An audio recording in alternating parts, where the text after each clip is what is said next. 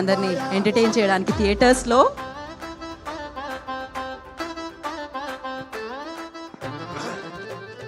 అందరికీ నమస్కారం అండి.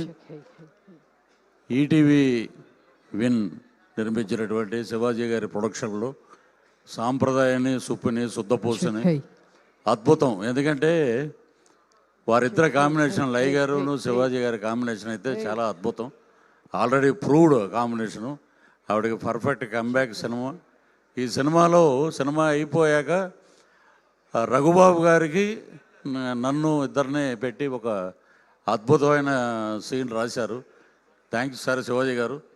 అలాగే మా డైరెక్టర్ గారు కూడా ఎడిట్ వర్షన్ డైరెక్టర్ అయినా ఎంతవరకు తీయాలో అంతవరకే తీస్తాడు. ఎక్కువ అసలు అడగడు ఆయన.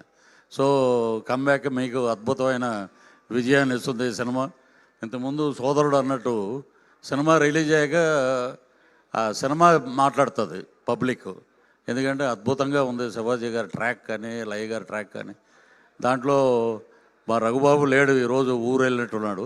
సో ఇక అద్భుతం శివాజీ గారి గురించి ఇక మనం చెప్పలేము. ఇక అందరూ చెప్పారు, చాలా అద్భుతమైన వ్యక్తి.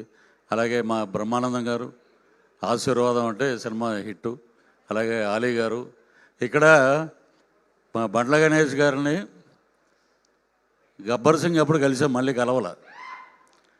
నన్ను పవర్ స్టార్ పవన్ కళ్యాణ్ గారికి పరిచయం చేసి సినిమాలో యాక్ట్ చేయించిన ఏకైక వ్యక్తి బండ్ల గణేష్ గారు.